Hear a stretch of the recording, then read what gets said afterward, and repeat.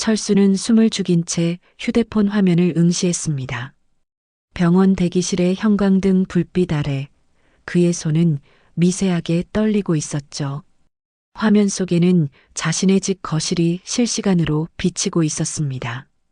그리고 그곳에는 아내 미숙과 그녀의 아들 민준이 서재 문을 열고 들어가는 모습이 보였어요. 이게 대체 무슨...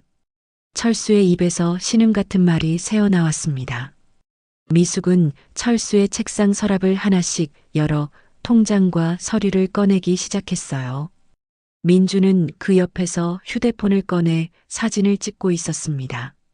두 사람의 표정은 진지했고 움직임은 익숙했죠. 여기 KB은행 통장에 3억 정도 있고 신한은행 계좌에는... 미숙의 목소리가 희미하게 들렸습니다. 철수는 볼륨을 최대로 올렸어요. 증권사 계좌까지 합치면 총 7억은 되겠네요. 이 집도 시세가 5억은 하니까. 민준이 계산기를 두드리며 말했습니다. 6개월이면 충분해. 천천히 빼돌려야 의심 안 받아.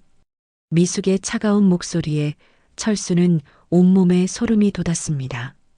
지난 3년간 자신이 사랑했던 여자, 아내라고 믿었던 사람의 진짜 모습이었죠. 철수의 머릿속이 하얗게 변했습니다.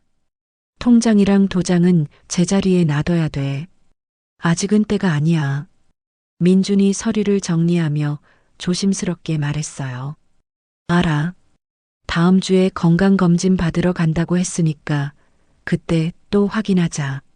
두 사람은 서재를 나섰고 철수는 휴대폰을 꽉 움켜쥐었습니다.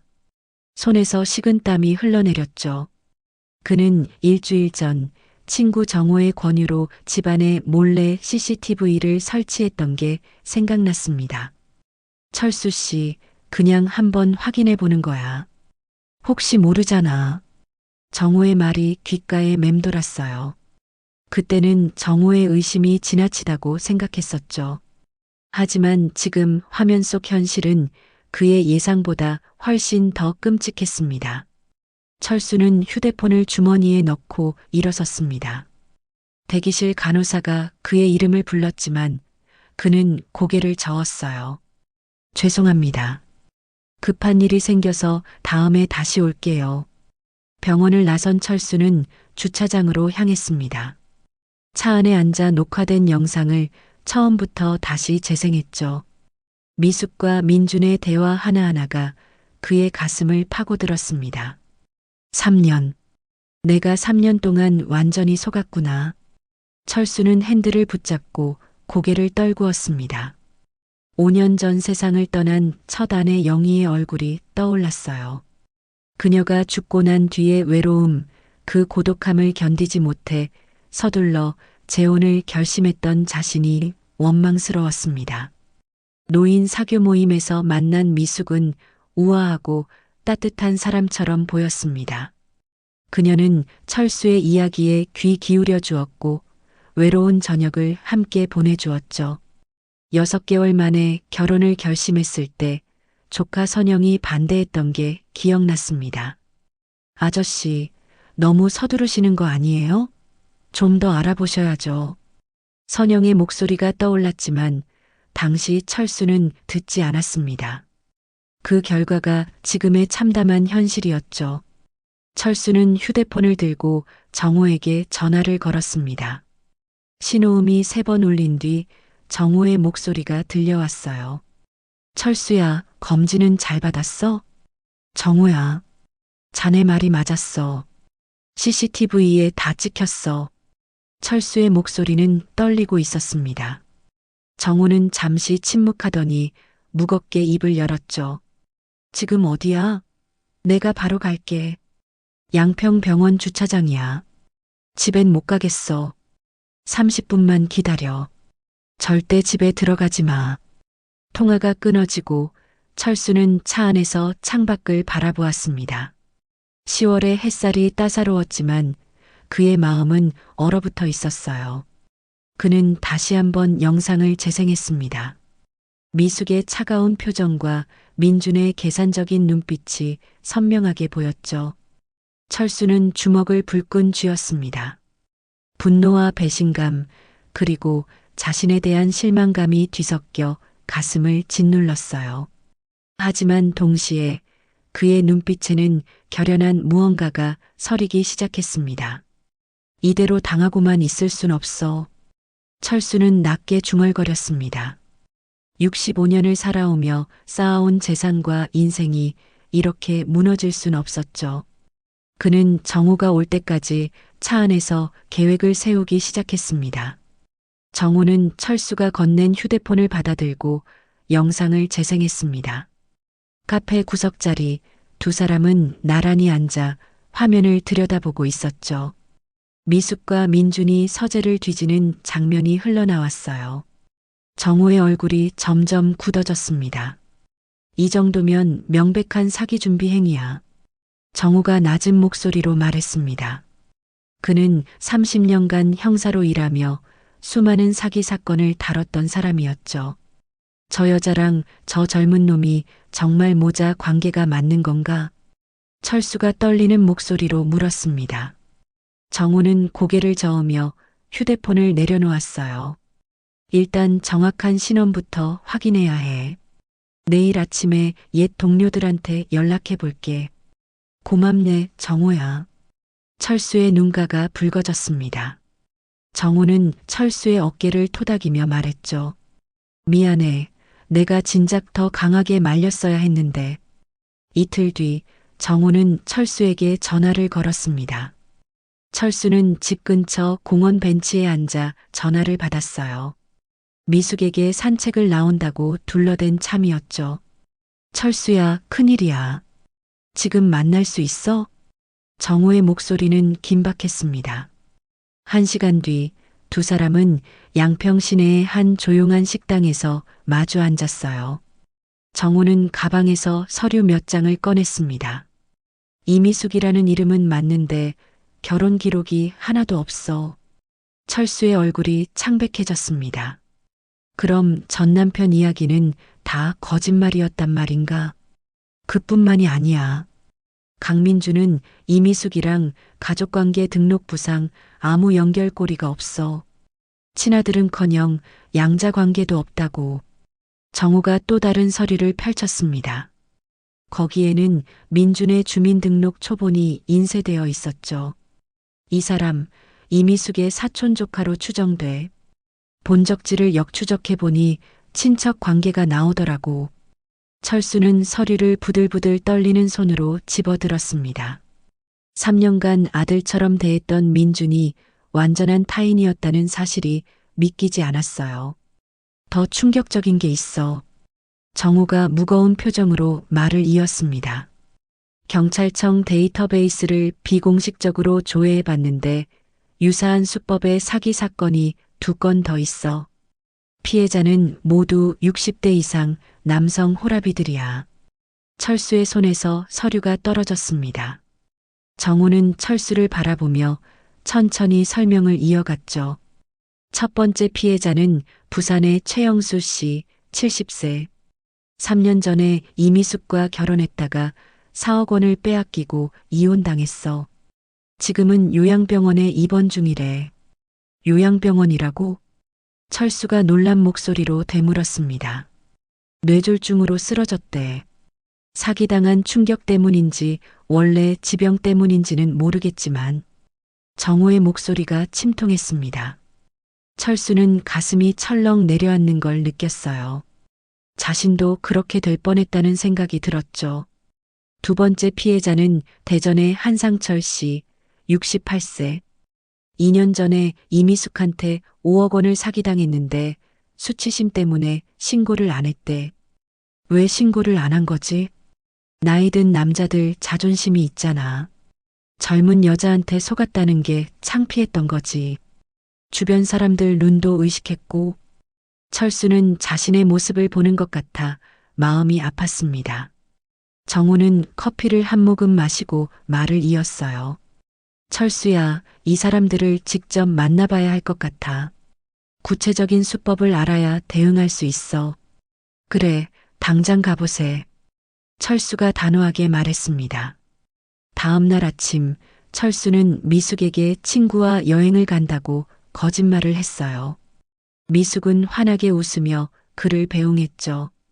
잘 다녀오세요, 여보. 친구분들이랑 재미있게 보내고 오세요. 그녀의 미소가 이제는 가면처럼 느껴졌습니다. 철수는 가방을 들고 집을 나섰어요.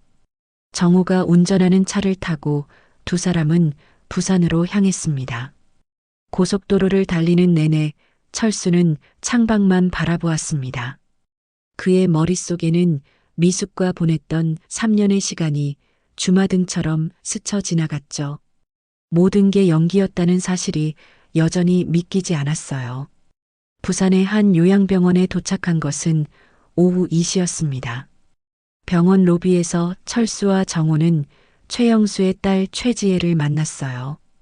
45세의 지혜는 피곤한 얼굴로 두 사람을 맞이했습니다. 아버지 면회 오신 분들이 처음이에요. 친구분들이신가요? 비슷한 처지에 있는 사람입니다. 철수가 조심스럽게 말했습니다. 지혜의 얼굴이 일그러졌어요. 그 여자한테 당하신 거예요? 철수는 고개를 끄덕였습니다. 지혜는 두 사람을 3층 병실로 안내했죠. 침대에 누워있는 최영수는 반신불수 상태였습니다. 그는 철수를 보더니 눈물을 흘렸어요. 지혜가 아버지 옆에 앉아 이야기를 시작했습니다. 아버지는 3년 전에 그 여자를 만나셨어요. 어머니 돌아가신 지 1년 됐을 때였죠. 철수는 자신의 상황과 똑같다는 걸 깨달았습니다. 6개월 만에 결혼하셨고 그 여자는 아들이 있다고 했어요. 효자처럼 굴더라고요. 강민준이라는 이름이었나요? 정우가 물었습니다. 네, 맞아요. 그 사람이에요.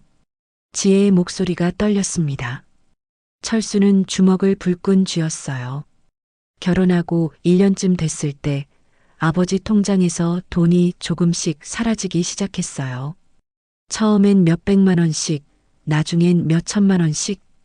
지혜가 눈물을 닦으며 말을 이었습니다.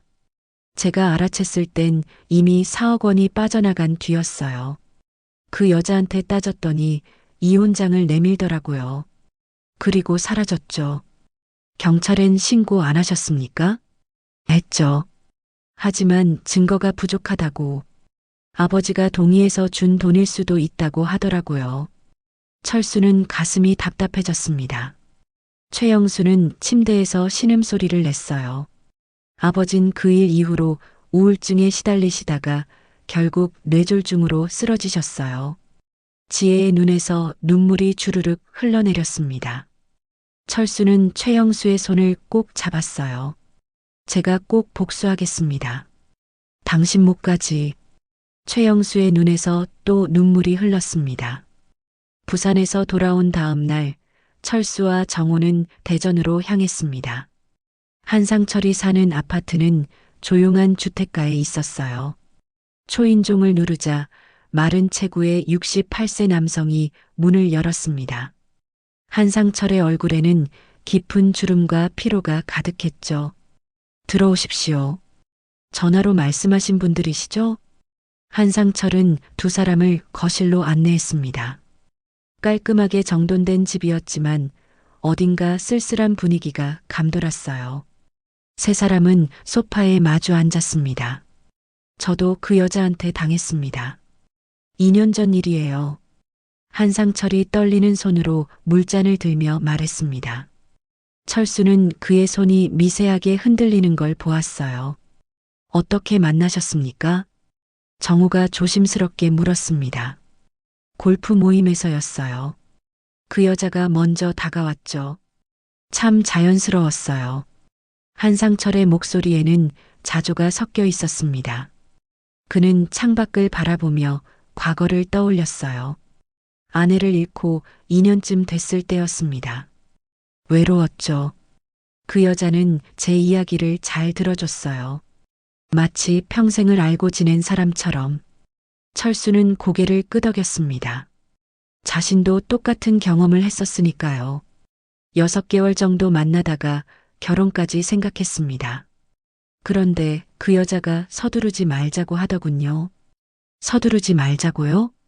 철수가 의아한 표정을 지었습니다. 네. 결혼은 천천히 생각해보고 일단 같이 사업을 해보자고 했어요. 아들이 IT 사업을 한다면서 투자를 권유했죠. 한상철이 쓴웃음을 지었습니다. 철수는 등골이 오싹해지는 걸 느꼈어요. 민준이라는 그 젊은이가 정말 효자 같았습니다. 어머니 모시는 게 참 지극했어요. 사업 계획서도 그럴듯했고, 한상철은 서재로 가더니 낡은 파일을 가져왔습니다. 거기에는 그럴듯한 사업 계획서와 계약서가 들어 있었어요. 처음에 3천만 원을 투자했습니다. 한 달 뒤에 수익금이라며 500만 원을 돌려주더군요. 정우가 서류를 넘기며 말했습니다. 전형적인 수법이군요. 신뢰를 쌓는 거죠. 맞습니다. 그 다음엔 1억을 투자했고 또 수익금을 받았어요. 그렇게 믿음이 생기니까 결국 한상철의 목소리가 잠겼습니다. 그는 물을 한 모금 마시고 계속 말했어요. 마지막엔 5억을 투자했습니다. 제 전 재산이었죠. 그런데 한 달 뒤부터 연락이 안 되더군요. 경찰엔 신고하셨습니까? 못했습니다. 한상철이 고개를 숙였습니다. 계약서에 제 서명이 있었고 제가 자발적으로 투자한 거니까 사기로 입증하기 어렵다고 하더군요. 게다가 그가 말을 멈췄습니다. 철수는 그의 마음을 이해할 수 있었어요. 부끄러웠습니다. 68세 먹은 사람이 여자한테 속았다는 게 창피했어요. 자식들한테도 차마 말 못했습니다. 한상철의 눈가가 붉어졌습니다. 철수는 그의 어깨에 손을 얹었어요. 그 이후로 어떻게 지내셨습니까? 정우가 조심스럽게 물었습니다. 우울증 약을 먹으며 살고 있습니다. 한때는 죽으려고도 했어요. 한상철이 소매를 걷어 올렸습니다. 손목에 희미한 흉터가 있었어요. 철수는 가슴이 먹먹해졌습니다. 다행히 이웃분이 발견해서 살았습니다. 지금은 노인 일자리 사업으로 근근히 살고 있어요. 세 사람은 한동안 침묵했습니다. 정우가 먼저 입을 열었어요. 한상철 씨, 이제라도 그들을 법정에 세울 수 있습니다. 저희가 증거를 모으고 있어요. 한상철의 눈에 희미한 빛이 돌았습니다. 정말 가능할까요? 가능합니다. 하지만 당신의 증언이 필요합니다. 철수가 단호하게 말했습니다. 한상철은 고개를 끄덕였어요. 하겠습니다. 저 같은 피해자가 더 이상 나오면 안 되니까요. 대전에서 돌아오는 차 안, 철수는 창밖을 보며 생각에 잠겼습니다. 정우가 운전대를 잡으며 말했어요. 철수야, 이제 어떻게 할 거야? 경찰에 신고할 거야? 철수는 고개를 저었습니다. 아니, 그것만으론 부족해. 무슨 뜻이야? 증거가 확실해야 해. 저 두 사람이 절대 빠져나갈 수 없을 만큼. 철수의 눈빛이 차갑게 변했습니다. 정우는 친구의 표정을 보며 놀랐어요. 온화하던 철수에게서 지금껏 본 적 없는 단호함이 느껴졌죠. 그리고 선영이를 만나야겠어. 조카 말이야? 3년 동안 연락도 안 했잖아. 내가 잘못했어. 선영이 말을 들었어야 했는데. 철수는 휴대폰을 꺼내 선영의 번호를 찾았습니다. 한참을 망설이다가 통화 버튼을 눌렀어요. 신호음이 울렸고 곧 선영의 목소리가 들렸습니다. 여보세요? 선영아, 나 아저씨야.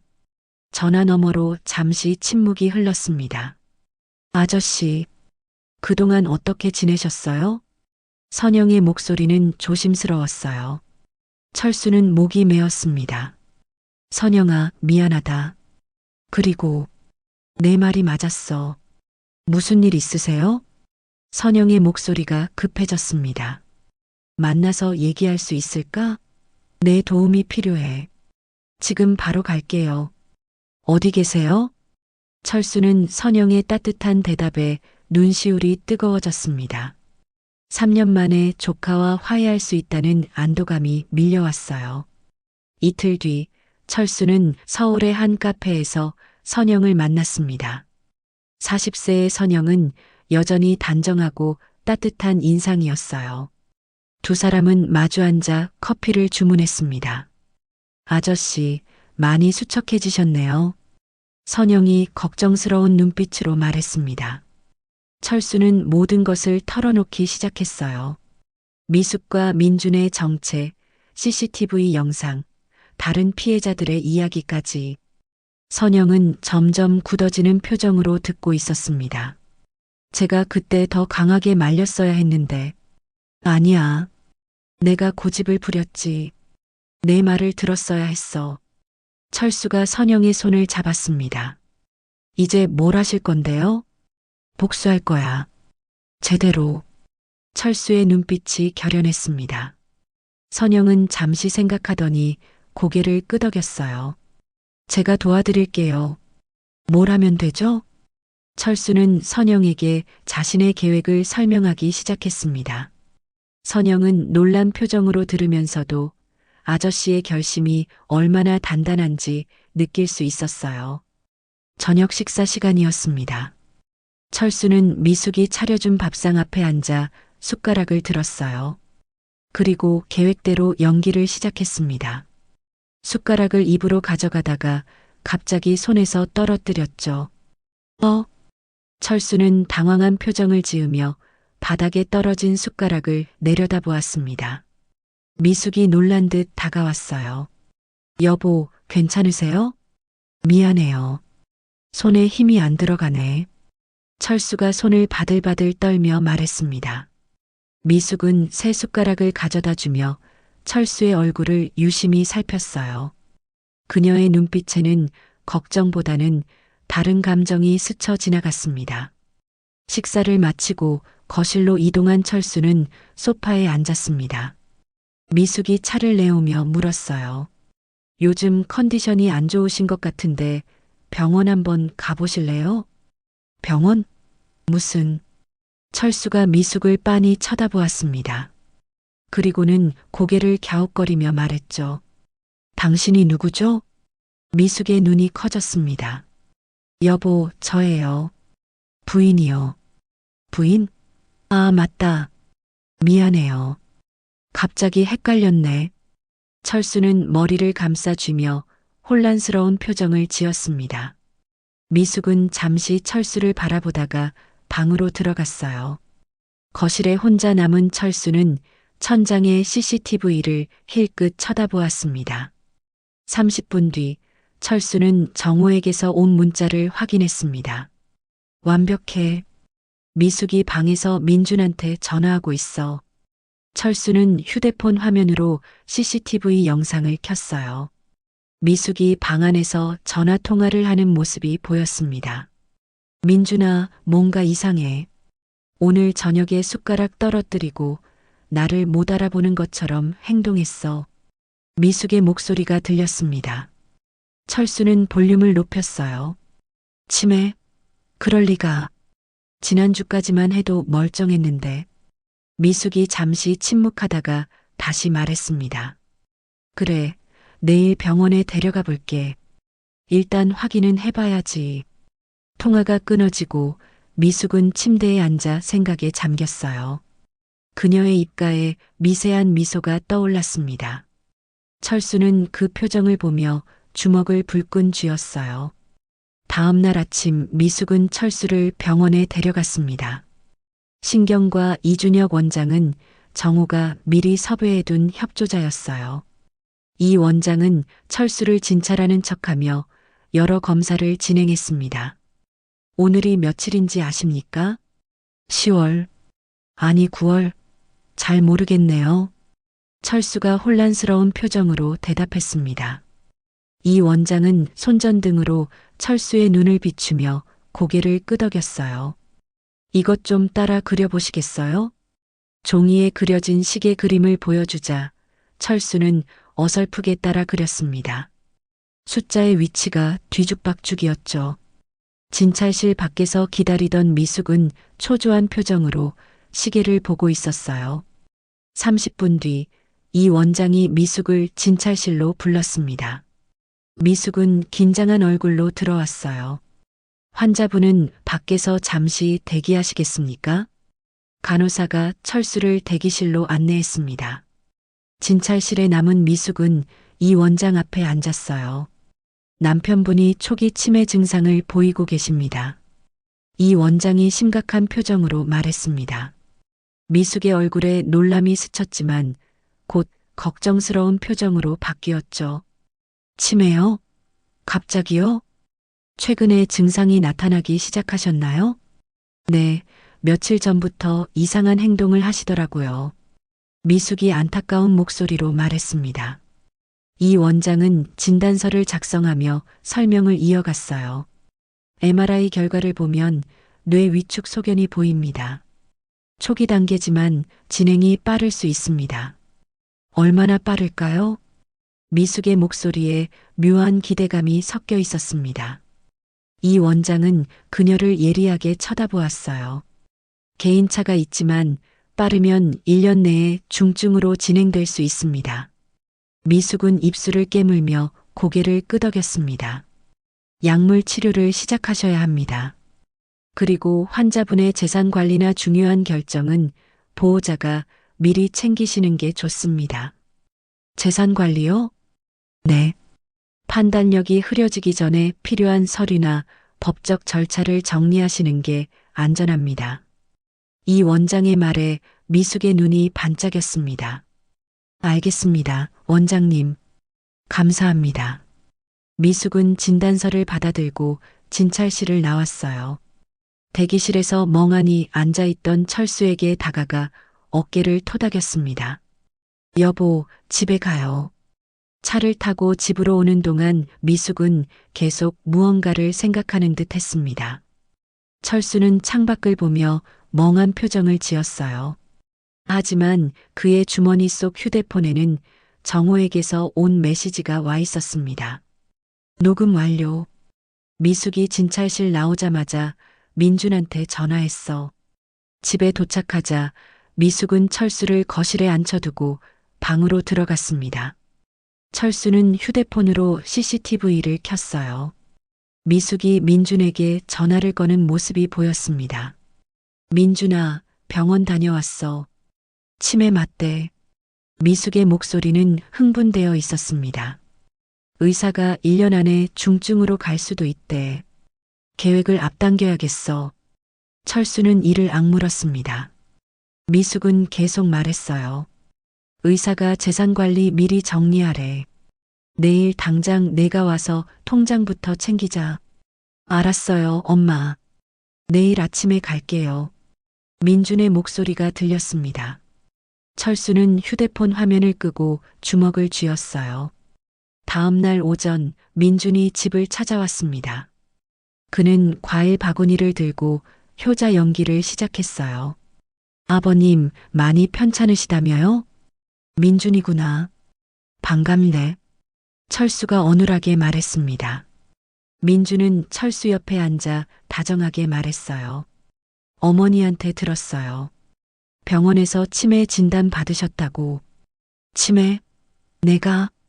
철수가 놀란 표정을 지었습니다. 괜찮아요, 아버님. 제가 도와드릴게요. 약도 챙겨드리고 병원도 모시고 다니고. 민준의 목소리는 온화했지만 그의 눈빛은 차가웠습니다. 미숙이 차를 내오며 끼어들었어요. 여보, 민준이가 재산 관리 좀 도와주겠대요. 당신도 요즘 헷갈리시잖아요. 재산 관리? 철수가 혼란스러운 표정을 지었습니다. 네, 통장이랑 도장 같은 거요. 제가 안전하게 보관하고 필요할 때 꺼내 쓰시게 해드릴게요. 민준이 웃으며 말했습니다. 철수는 잠시 망설이다가 고개를 끄덕였어요. 그래. 그럼 부탁하네. 민준은 속으로 쾌재를 불렀습니다. 미숙도 만족스러운 표정을 지었어요. 그날 오후 철수는 서재에서 통장과 도장을 꺼내 민준에게 건넸습니다. 민주는 조심스럽게 받아들고 가방에 넣었어요. 잘 보관하겠습니다, 아버님. 고맙네, 민준아. 철수가 힘없이 말했습니다. 민준과 미숙은 서로 눈빛을 교환했어요. 그들의 계획이 순조롭게 진행되고 있었습니다. 일주일이 지났습니다. 철수는 거실 소파에 앉아 멍하니 TV를 보고 있었어요. 하지만 그의 주머니 속 휴대폰에는 은행 알림이 떠 있었습니다. KB은행 계좌에서 2천만 원이 출금되었습니다. 철수는 화면을 확인하고 조용히 정호에게 문자를 보냈어요. 정호는 자신의 집에서 노트북을 켜고 철수의 계좌 거래 내역을 모니터링하고 있었습니다. 2천만 원은 민준의 차명 계좌로 이체되어 있었죠. 그는 즉시 화면을 캡처하고 증거 폴더에 저장했어요. 이제 시작이군. 정우가 중얼거렸습니다. 그는 경찰청 지능범죄수사대 김수진 경위에게 전화를 걸었어요. 김경위님, 본격적으로 움직이기 시작했습니다. 증거 확보되는 대로 바로 보내주세요. 현행범 체포 준비하겠습니다. 김수진의 목소리는 단호했습니다. 한편 철수의 집에서는 미숙이 전화 통화를 하고 있었어요. 철수는 거실에서 졸고 있는 척했지만 CCTV가 모든 걸 녹화하고 있었습니다. 민준아, 2천만 원은 잘 받았지? 미숙의 목소리가 방에서 새어나왔습니다. 네, 문제 없어요. 이제 본격적으로 시작해야죠. 민준이 전화 너머에서 대답했습니다. 다음 주에 요양병원 상담 예약했어. 저 사람 입원시키고 나면 우리 일은 끝나는 거야. 미숙의 목소리에는 흥분이 섞여 있었습니다. 철수는 주먹을 불끈 쥐었지만 잠든 척 계속 눈을 감고 있었어요. 이틀 후 미숙은 철수를 거실로 불러앉혔습니다. 그녀의 표정은 걱정스러워 보였지만 눈빛은 차가웠어요. 여보, 요즘 건강이 많이 안 좋으시잖아요. 요양병원에 입원하시는 게 어떨까요? 요양병원? 철수가 놀란 표정을 지었습니다. 네. 전문적으로 케어받으시면 증상이 나아질 수도 있어요. 의사 선생님도 권하셨고요. 미숙이 다정하게 철수의 손을 잡았습니다. 철수는 고개를 저었어요. 아니야. 집에서 지낼래. 병원은 싫어. 여보. 미숙이 설득을 시작했지만 철수는 계속 거부했습니다. 며칠간 같은 대화가 반복되었어요. 일주일 뒤 선영이 집을 방문했습니다. 철수는 미리 선영에게 연락해서 협조를 부탁해둔 상태였어요. 선영은 밝은 표정으로 현관문을 열고 들어왔습니다. 아저씨, 고모가 왔어요. 선영이 큰 소리로 인사했습니다. 미숙은 선영을 처음 보는 얼굴이라 당황했어요. 누구세요? 저는 박선영이라고 합니다. 아저씨 조카예요. 선영이 환하게 웃으며 손을 내밀었습니다. 미숙은 어색하게 악수를 받았어요. 아, 그러시구나. 남편한테 조카 이야기 들은 적이 없어서 그럴 만도 하죠. 저희가 좀 소원했거든요. 그런데 아저씨가 편찮으시다는 소식을 듣고 달려왔어요. 선영은 철수에게 다가가 손을 잡았습니다. 철수는 선영을 물끄러미 바라보다가 희미하게 웃었어요. 선영이, 고맙구나. 아저씨, 요양병원 입원하신다면서요? 잘 생각하신 것 같아요. 선영이 큰 소리로 말했습니다. 미숙의 눈이 반짝였어요. 조카분도 그렇게 생각하세요? 당연하죠. 집에서 혼자 계시면 위험하잖아요. 전문 의료진이 있는 곳이 훨씬 안전해요. 선영의 말에 미숙은 안도의 한숨을 쉬었습니다. 철수는 여전히 망설이는 표정을 지었어요. 하지만 아저씨, 제가 병원도 같이 알아보고 입원 준비도 도와드릴게요. 제 친구가 요양병원 사회복지사거든요. 선영이 자신 있게 말했습니다. 미숙은 속으로 쾌재를 불렀어요. 예상치 못한 조력자가 나타난 셈이었죠. 그럼 선영이 내가 좋다고 하면 그렇게 할까? 철수가 힘없이 고개를 끄덕였습니다. 미숙은 만족스러운 표정으로 차를 내왔어요. 그날 저녁 민준이 집에 찾아왔습니다. 미숙은 그에게 선영 이야기를 들려주었어요. 다행이에요. 조카까지 우리 편이면 일이 더 쉬워지겠는데요. 민준이 웃으며 말했습니다. 두 사람은 거실에 앉아 계획을 구체화하기 시작했어요. 철수는 침실에 있는 척했지만 CCTV가 모든 대화를 녹화하고 있었습니다. 입원하고 일주일 정도 지나면 집을 처분할 거야. 미숙이 조용히 말했습니다. 부동산은 이미 알아봤어요. 5억 정도면 바로 팔릴 거래요. 민준이 노트북을 꺼내 화면을 보여주었습니다. 통장에 있는 돈도 다 빼야지. 총 3억 5천 정도 남았어. 그럼 전부 합치면 8억 넘게 되네요. 정확히는 8억 3천. 그동안 빼낸 것까지 합치면 9억이 넘어. 미숙이 계산기를 두드렸습니다. 민준의 눈이 빛났어요. 입원하고 2주 안에 모든 걸 정리하고 해외로 나갈 거야. 어디로 가실 건데요? 동남아, 필리핀이나 태국. 거긴 한국 경찰이 손 못 대잖아. 미숙의 목소리는 확신에 차 있었습니다. 민준도 고개를 끄덕이며 동의했어요. 이번 날짜는 언제로 잡았어요? 모레. 경기도 광주에 있는 요양병원이야. 완벽하네요. 두 사람은 술잔을 부딪히며 웃었습니다. 그 순간 정우는 자신의 집에서 녹화 영상을 실시간으로 보고 있었어요. 그는 즉시 김수진 경위에게 전화를 걸었습니다. 김경희님, 결정적 증거 확보했습니다. 모레 입원 당일 체포 가능하시죠? 물론입니다. 작전팀 편성하겠습니다. 김수진의 목소리는 차분했지만 긴장되어 있었습니다. 정우는 철수에게 문자를 보냈어요. 모든 게 계획대로야. 조금만 더 참아. 철수는 침실에서 문자를 확인하고 조용히 미소 지었습니다. 그의 눈빛에는 복수의 불꽃이 타오르고 있었어요. 이번 전날 밤 철수는 잠들지 않고 창밖을 바라보았습니다. 달빛이 방 안을 은은하게 비추고 있었어요.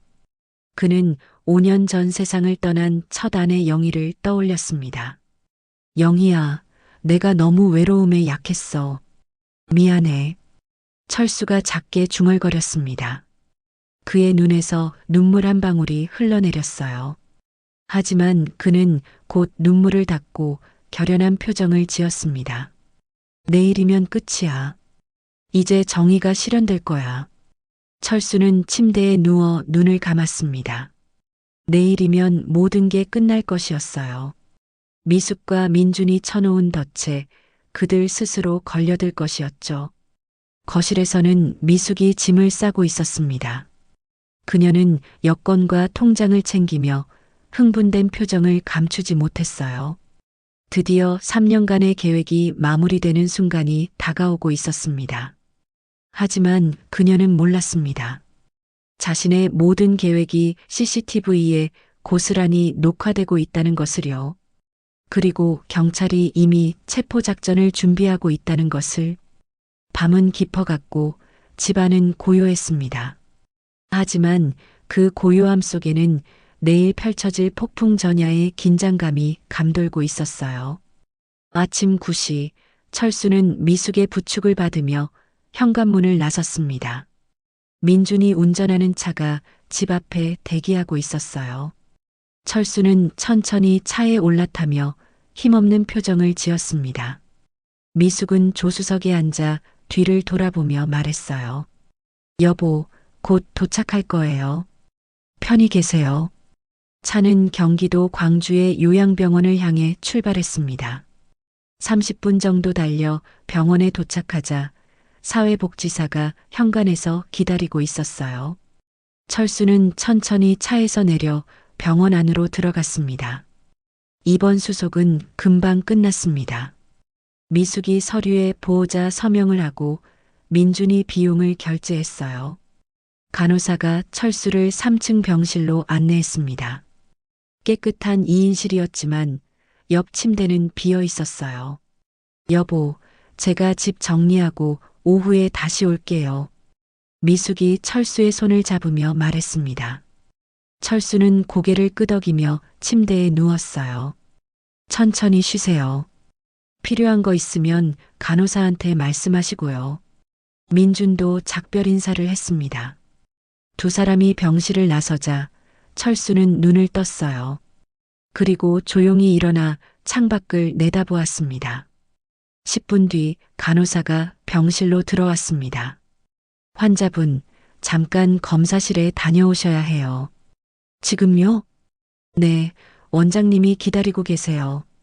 간호사의 안내를 받아 철수는 검사실로 향했습니다. 하지만 검사실이 아니라 병원 뒷문으로 나갔어요. 정우가 차를 대고 기다리고 있었습니다. 빨리 타. 철수는 재빨리 차에 올라탔습니다. 차는 곧바로 양평을 향해 출발했어요. 한편 미숙과 민주는 집으로 돌아왔습니다.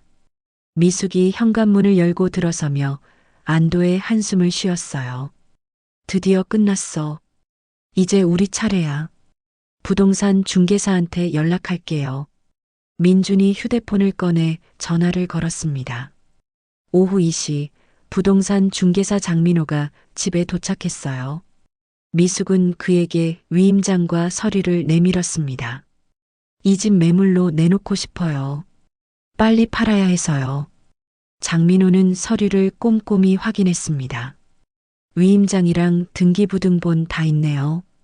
시세는 5억 정도 될 것 같은데 금매로 내놓으시면 4억 8천 정도 받으실 수 있을 거예요. 좋아요. 바로 진행해 주세요.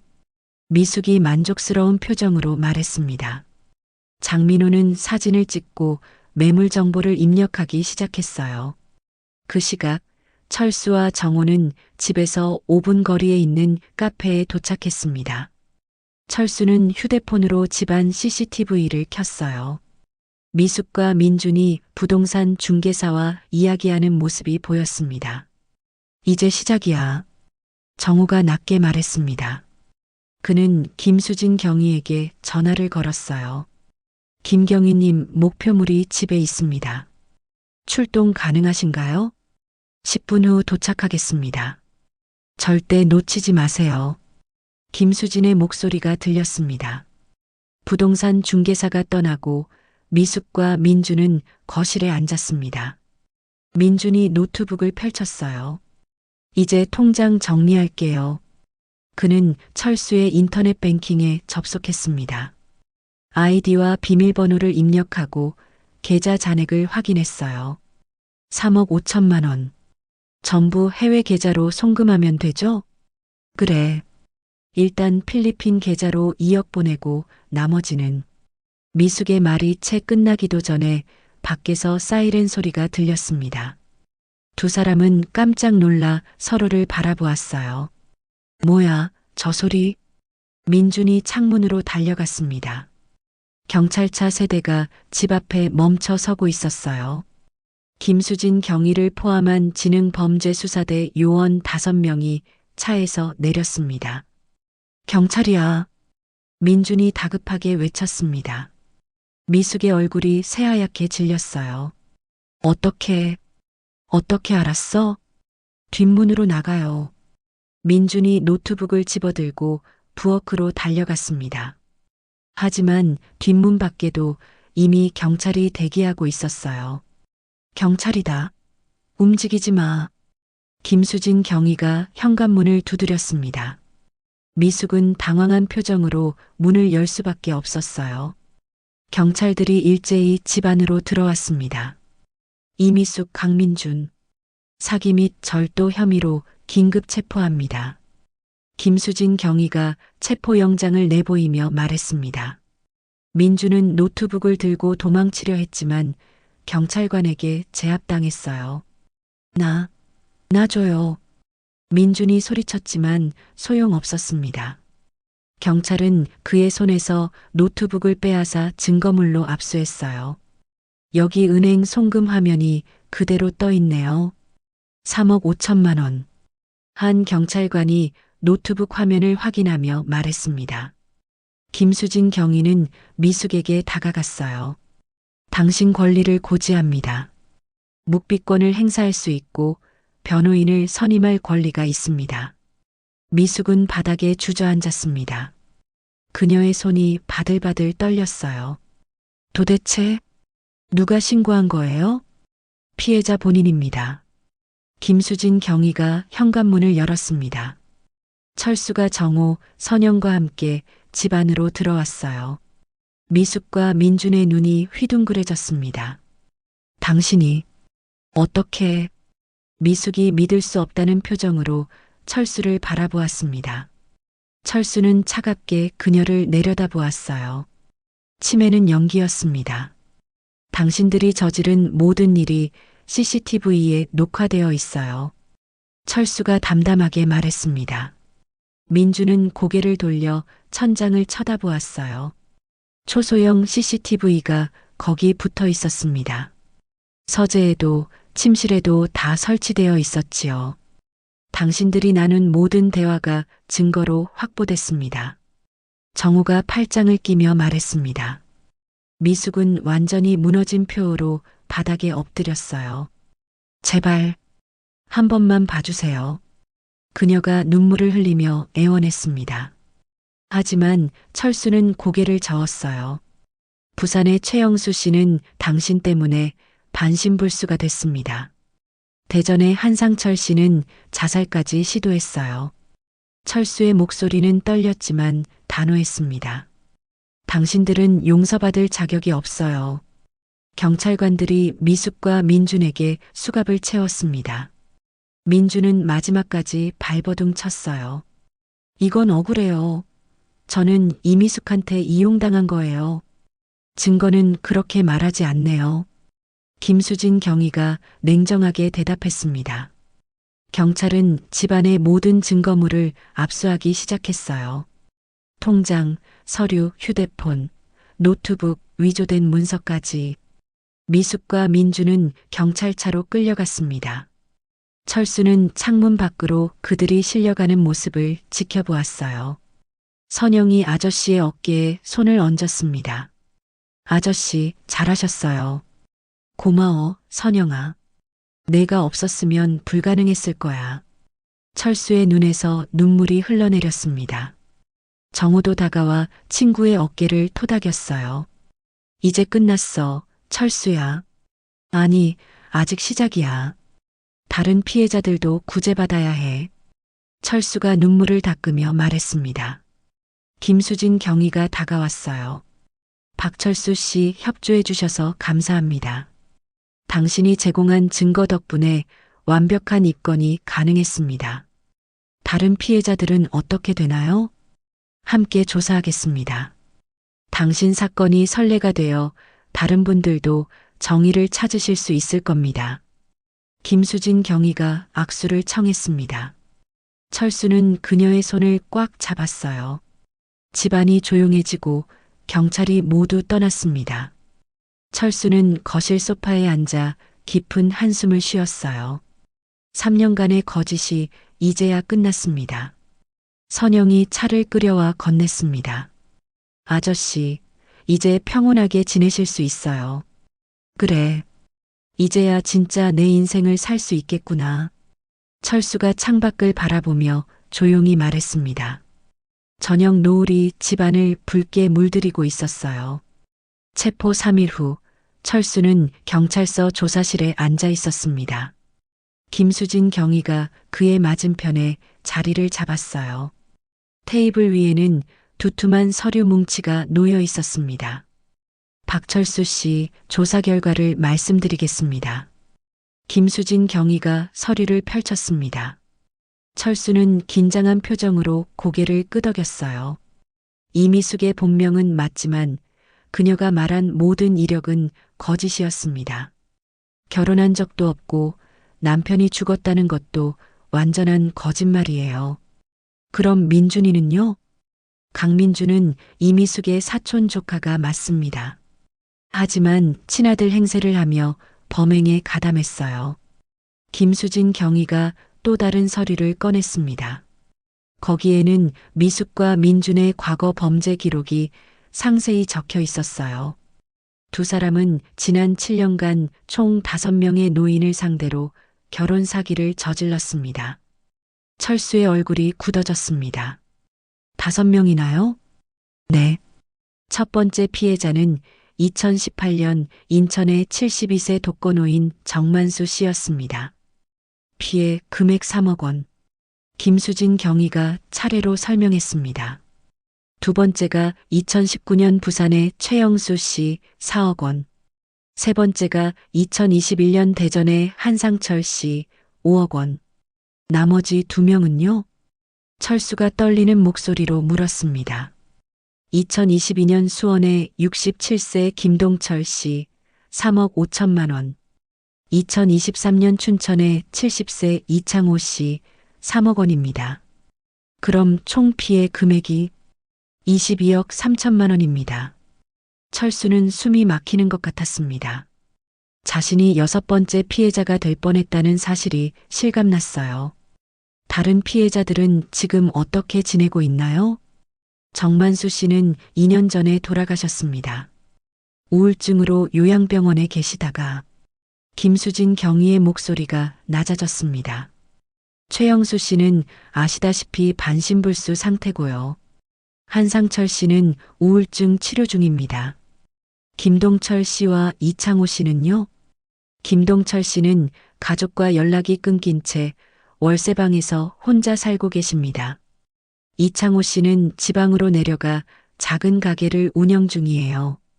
철수는 주먹을 불끈 쥐었습니다. 그들이 얼마나 큰 고통을 겪었을지 상상이 됐어요. 경찰에서는 전 피해자들에게 연락을 취했습니다. 당신이 제공한 증거 덕분에 재수사가 가능해졌어요. 그들도 배상을 받을 수 있을까요? 최선을 다하겠습니다. 이미숙과 강민준이 숨겨둔 재산을 추적 중입니다. 김수진 경위가 서류를 정리하며 말했습니다. 일주일 후 검찰 조사가 시작되었습니다. 철수는 증인으로 출석하여 모든 경위를 진술했어요. CCTV 영상과 녹취록이 법정에 제출되었습니다. 검사는 미숙과 민준을 특정경제범죄 가중처벌법 위반으로 구속 기소했어요. 전자금융거래법 위반, 문서위조, 사기 등 여러 혐의가 추가되었습니다. 한 달 후 첫 공판이 열렸습니다.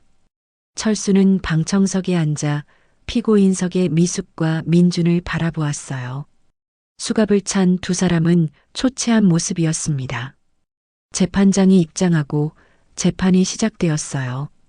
피고인 이미숙, 강민준. 기소 내용을 인정합니까? 재판장이 물었습니다. 미숙은 고개를 숙인 채 대답하지 않았어요. 민준이 먼저 입을 열었습니다. 저는 이미숙에게 이용당했을 뿐입니다. 제가 직접 계획한 게 아니에요. 증거는 그렇게 말하지 않는데요. 검사가 CCTV 영상을 틀었습니다. 화면에는 민준이 미숙과 함께 범행을 계획하는 장면이 선명하게 나왔어요. 당신도 공모자입니다. 피해자의 통장에서 직접 돈을 인출한 것도 당신이고 부동산 처분 계획도 함께 세웠죠. 검사의 날카로운 추궁에 민준은 말문이 막혔습니다. 이어서 증인 신문이 시작되었어요. 부산에서 최영수의 딸 최지혜가 증인으로 출석했습니다. 그녀는 눈물을 흘리며 증언했어요. 아버지는 지금도 병원 침대에 누워 계십니다. 한쪽 몸을 전혀 못 쓰시죠. 저 사람들 때문입니다. 지혜가 미숙을 손가락으로 가리켰습니다. 미숙은 고개를 돌렸어요. 대전의 한상철도 증인으로 출석했습니다. 68세의 그는 떨리는 목소리로 말했어요. 저는 그 사람들 때문에 전 재산을 잃었습니다. 죽으려고까지 했어요. 한상철이 손목에 흉터를 보여주었습니다. 방청석에서 한숨소리가 흘러나왔어요. 수원의 김동철도 증인석에 섰습니다. 67세의 그는 낡은 옷을 입고 있었어요. 저는 지금 월세 15만 원짜리 방에서 삽니다. 폐지를 주어서 생활비를 마련해요. 김동철의 목소리는 힘이 없었습니다. 철수는 가슴이 찢어지는 것 같았어요. 춘천의 이창호는 70세의 나이에도 작은 가게를 운영하며 근근히 살고 있었습니다. 자식들한테 말도 못했습니다. 부끄러워서요. 노후 자금이라고 모아둔 돈을 몽땅 날렸으니까요. 이창호가 고개를 숙였습니다. 재판장은 심각한 표정으로 증언을 듣고 있었어요. 마지막으로 철수가 증인석에 섰습니다. 그는 차분하게 자신의 경험을 진술했어요. 저는 운이 좋았습니다. 친구의 도움으로 미리 알아차렸으니까요. 하지만 다른 피해자분들은 그렇지 못했어요. 철수가 미숙을 똑바로 쳐다보았습니다. 당신은 외로운 노인들의 마음을 이용했습니다. 사랑이 필요한 사람들에게 거짓 희망을 주고 전 재산을 빼앗았어요. 미숙은 여전히 고개를 숙이고 있었습니다. 철수의 목소리가 떨렸어요. 당신이 빼앗은 건 돈만이 아닙니다. 우리의 존엄성과 남은 인생에 대한 희망까지 빼앗았어요. 방청석이 숙연해졌습니다. 재판장이 입을 열었어요. 피고인 이미숙 할 말 있습니까? 미숙이 천천히 고개를 들었습니다. 그녀의 눈에는 눈물이 가득했어요. 죄송합니다. 제가 잘못했습니다. 하지만 그녀의 눈물은 진심으로 보이지 않았습니다. 철수는 차갑게 그녀를 바라보았어요. 재판은 2차례 더 진행되었습니다. 증거가 명백했고 증인들의 진술도 일치했어요. 3번째 공판에서 최종 변론이 있었습니다. 검사가 징역 10년을 구형했어요. 피고인들은 7년간 조직적으로 범행을 저질렀습니다. 5명의 노인에게 씻을 수 없는 상처를 주었어요. 변호인은 선처를 호소했지만 설득력이 없었습니다. 마침내 선고 공판 날이 왔습니다. 2025년 7월 15일 철수는 다시 법정에 앉아 있었어요. 재판장이 판결문을 낭독하기 시작했습니다. 피고인 이미숙은 징역 8년에 처한다. 미숙의 얼굴이 창백해졌습니다. 피고인 강민주는 징역 6년에 처한다. 민주는 바닥에 주저앉을 듯 비틀거렸어요. 피고인들은 피해자들에게 총 18억 원을 배상할 것을 명한다. 재판장의 선고가 끝나고 법정이 정숙해졌습니다. 미숙과 민주는 항소를 포기했어요. 더 이상 변명의 여지가 없었습니다. 철수는 법정을 나서며 깊은 숨을 들이마셨습니다. 정우와 선영이 그를 기다리고 있었어요. 끝났어, 철수야. 정우가 어깨를 두드렸습니다. 철수는 고개를 끄덕이며 하늘을 올려다보았어요. 파란 하늘이 눈부셨습니다. 2025년 11월 가을 햇살이 따스한 오후였습니다. 철수는 집 앞 텃밭에서 무릎을 꿇고 앉아 배추를 다듬고 있었어요. 손에 흙이 묻었지만 그의 얼굴에는 평온한 미소가 떠올라 있었습니다. 사건이 마무리된 지 6개월이 지난 시점이었죠. 아저씨, 여기 계셨네요. 선영의 목소리가 들렸습니다. 철수는 고개를 들어 현관 쪽을 바라보았어요. 선영이 7살 난 딸 지우의 손을 잡고 마당으로 들어오고 있었습니다. 선영아, 지우야, 어서 와. 철수가 일어나 손을 털며 반갑게 인사했습니다. 지우는 철수에게 달려가 안겼어요. 할아버지, 보고 싶었어요. 할아버지도 우리 지우 많이 보고 싶었지. 철수가 지우를 안아올리며 웃었습니다. 선영은 그 모습을 흐뭇하게 바라보았어요. 오늘 점심 제가 준비해 왔어요. 아저씨 좋아하시는 갈비찜이요. 고맙구나. 들어가서 밥 차리자. 세 사람은 집 안으로 들어갔습니다. 거실은 깨끗하게 정돈되어 있었고 창문으로 들어오는 햇살이 따뜻했어요. 선영이 부엌에서 음식을 데우는 동안 철수는 지우와 함께 소파에 앉았습니다. 할아버지, 이건 뭐예요? 지우가 테이블 위에 감사패를 가리키며 물었습니다. 거기에는 노인 사기 예방 공로상이라고 쓰여 있었어요. 할아버지가 나쁜 사람들을 잡는 걸 도와줘서 받은 거란다. 철수가 부드럽게 설명했습니다. 지우는 고개를 끄덕이며 감사패를 신기한 듯 바라보았어요. 식사 시간이 되어 세 사람은 식탁에 둘러앉았습니다. 선영이 정성스럽게 준비한 갈비찜과 반찬들이 상을 가득 채웠어요. 잘 먹겠습니다. 함께 인사를 하고 식사를 시작했습니다. 지우는 맛있게 밥을 먹으며 할아버지에게 학교 이야기를 들려주었어요. 철수는 손녀의 제잘거림을 들으며 행복한 표정을 지었습니다. 아저씨, 요즘 강연 많이 다니시죠? 선영이 조심스럽게 물었습니다. 응. 이번 주에만 3군데 다녀왔어. 노인회관이랑 복지관에서. 철수가 고개를 끄덕이며 대답했어요. 힘드시진 않으세요? 아니야. 오히려 보람 있어. 내 경험이 다른 분들께 도움이 되니까. 철수는 지난 몇 달간 노인 사기 예방 강연을 다니며 바쁘게 지냈습니다. 자신의 이야기를 통해 많은 노인들이 경각심을 갖게 되었어요. 지난주에 한 어르신이 강연 듣고 나서 저한테 오시더라고. 자기도 비슷한 상황에 놓였는데 제 이야기 듣고 경찰에 신고했대. 정말요? 다행이네요. 선영이 안도의 한숨을 쉬었습니다. 그래. 그럴 때마다 내가 겪은 일이 헛되지 않았다는 생각이 들어. 철수의 눈빛이 따뜻했습니다. 식사를 마치고 선영은 설거지를 하러 부엌으로 갔어요. 철수와 지우는 마당으로 나가 산책을 했습니다. 할아버지, 저기 나비다. 지우가 손가락으로 꽃밭을 가리켰습니다. 노란 나비 한 마리가 코스모스 위를 날아다니고 있었어요.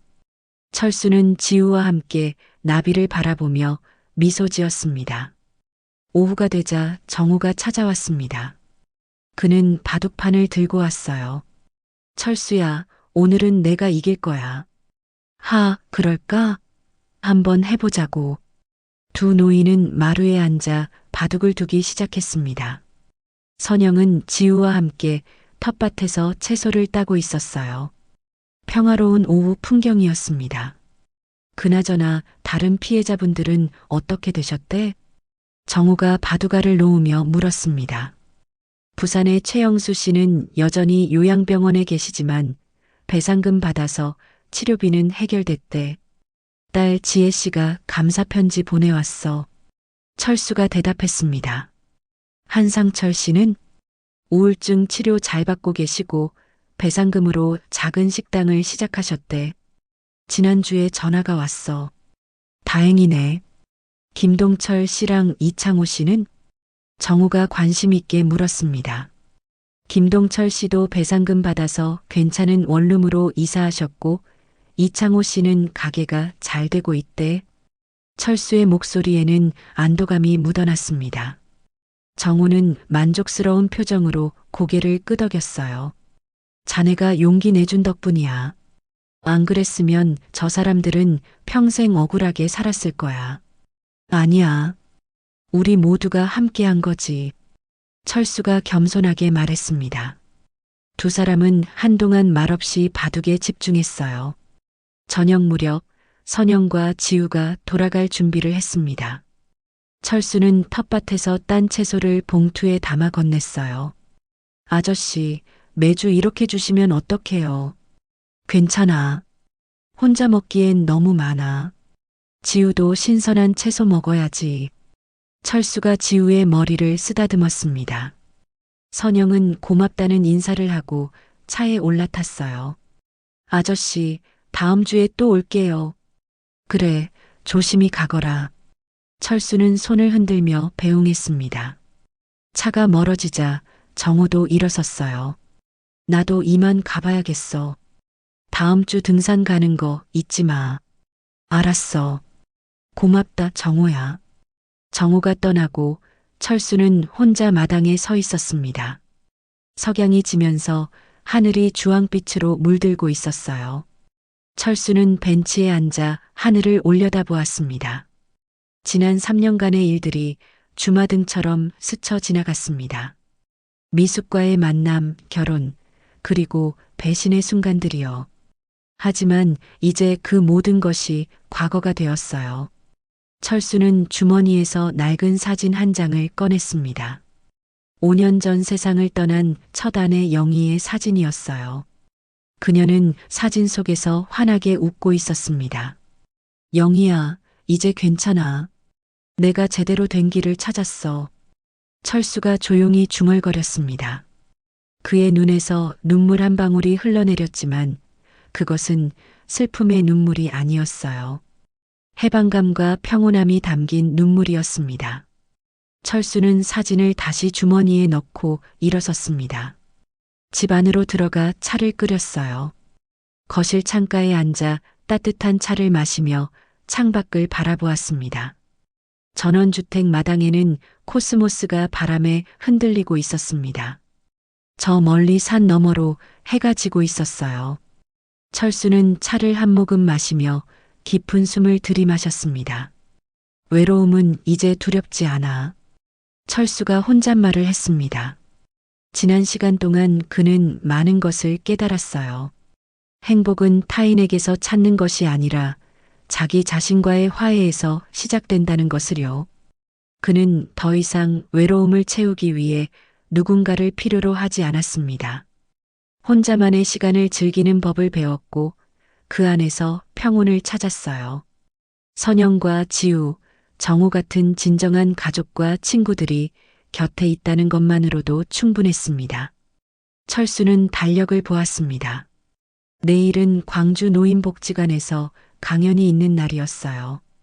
그는 강연 자료를 꺼내 다시 한번 점검했습니다. 내 이야기가 누군가에게는 희망이 될 수 있어. 철수는 자신의 경험이 다른 노인들에게 경고가 되고 동시에 용기가 되기를 바랐습니다.